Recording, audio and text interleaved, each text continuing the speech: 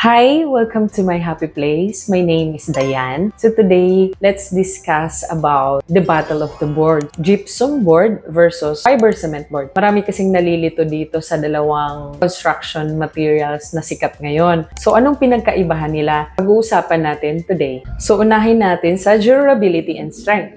Alam niyo ba na ang HARDIFLEX or ang fiber cement board ay mas impact resistant siya kesa sa gypsum board. 7 times impact resistant. Anong ibig sabihin nito?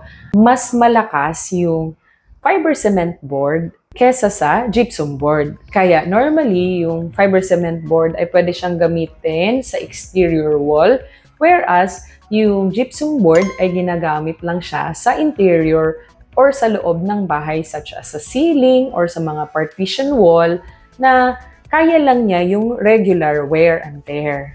So based naman tayo sa moisture resistance at saka fire safety. So yung both fiber cement board tsaka gypsum board ay maganda sila in terms of fire resistance. Kaya kung makikita nyo mostly sa mga malls, yung ginagamit doon na ceiling nila is gypsum board. Yung fiber cement board naman, okay din siya talaga sa fire resistance or fire safety. Pero pagdating sa moisture resistance, mas susceptible sa damage, lalo na sa pag matutubig or may water na area yung gypsum board. Kaya ideal talaga siya sa interior lang, sa loob na kung saan hindi siya nasa-subject or laging nababasa, laging may moisture or humid na area. Dapat iwasan siya na gamitin doon. Whereas yung fiber cement board naman is pwede siyang gamitin sa mga areang humid, moisture na lugar, sa exterior wall kung saan nababasa siya doon sa ulan.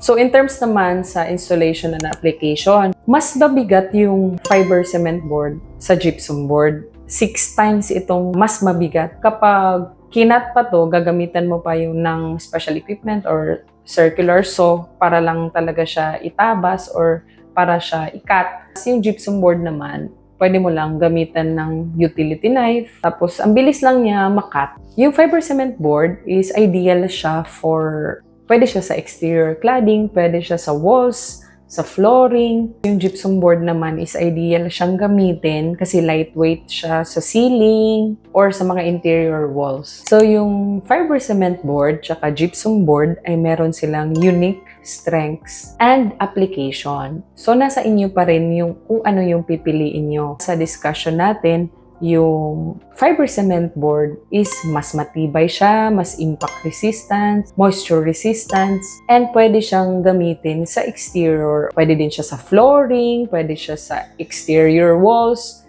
cladding. Yung gypsum board naman, ang kagandahan sa kanya is lightweight siya. Maganda siyang gamitin sa interior walls, tsaka sa ceiling. Kasi nga, lighter nga siya compare sa fiber cement board. In terms of price, mas mura yung gypsum board kesa sa fiber cement board. Yung size nila is magkatulad lang 4 feet by 8 feet.